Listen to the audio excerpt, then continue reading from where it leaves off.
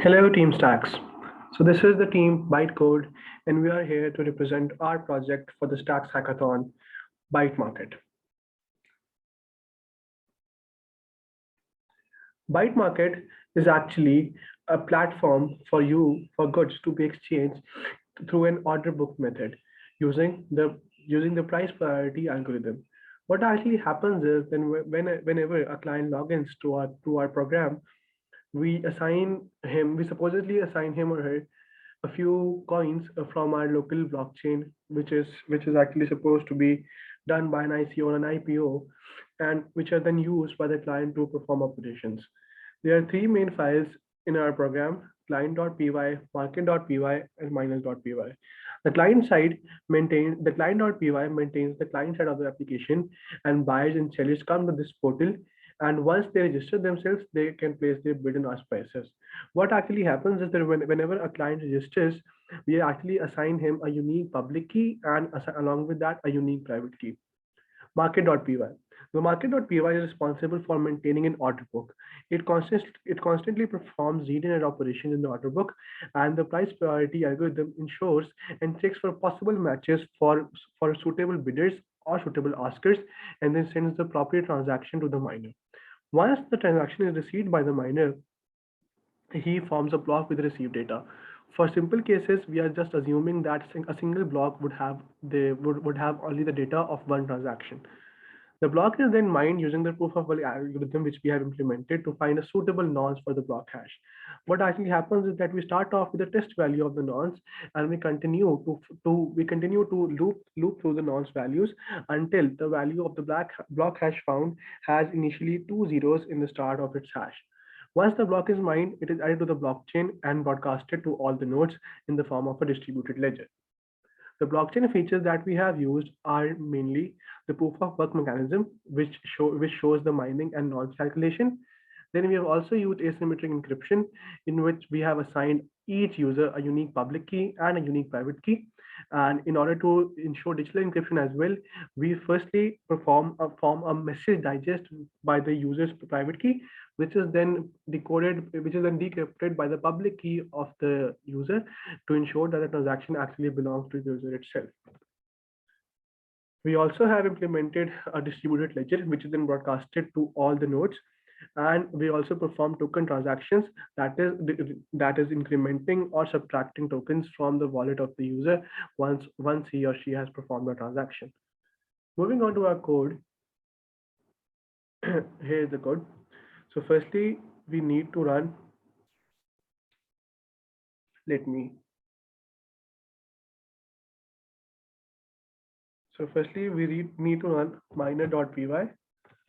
So I'll type in the command python miner.py. Oops, my bad.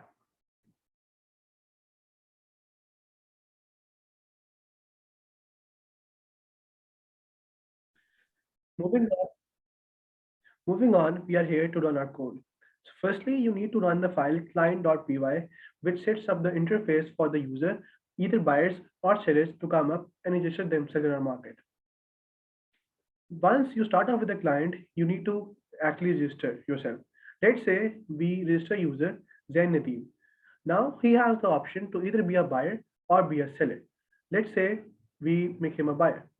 Once he is set up as a buyer, he is shown a multitude of options which allows him to see his current balance, either buy something, view the order book, or show his public key, show his private key, or the player scheme command. Once I use the public key, you can see his public key is there. Then if I ask him to show his private key, then the public key is used to produce a unique private key as well. Moving on, we are supposed to run let's say we are supposed to run the market.py file, which is supposed to handle the order book and its contents. So once the order book is started, it starts to wait for the socket of the client. Moving on, we also run the miner.py, which is supposed to mine the transactions and append them into the blockchain. So let's suppose once the miner is run, I, being a buyer, go to the buy menu and buy something. Once I put in a request to buy something, it asks me about the item name I want to buy, its price, and its price as well. Once this is done, the signature is verified by the public key. This actually means that this data was encrypted with the private key of Zenity, and then it was sent to the blockchain, it was sent to the miner, which verified the transaction using the public key of Zen, and hence added to the blockchain. You can see the blockchain is now set, and the first block is mined, which shows block number one. The previous hash of the first block, that is the Genesis block, is set up as 0. It has the data which is actually encrypted with the details, the nonce value, the coin base, which also shows that we allotted 1,000 coins to the client in itself. Let's say we start off with a seller. We start off as a seller now. Moving on, we set up a seller.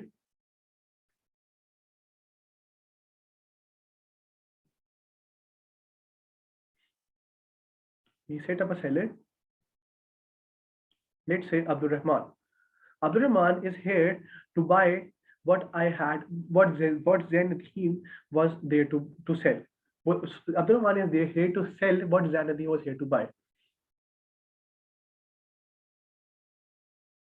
A chair for ₹50. This transaction is also verified by the public key. Once this transaction is done, this transaction is also appended, and actually the Zen has gotten the hold of the chair which Abdul Rahman was here to sell. And this data is also appended into the blockchain, as you can see there, along with the block hash and the previous hash data as shown in the blockchain. So once the block is verified, we can add it to the blockchain. Moving on to our code, let me show how we actually process the code. Can you open the code, please?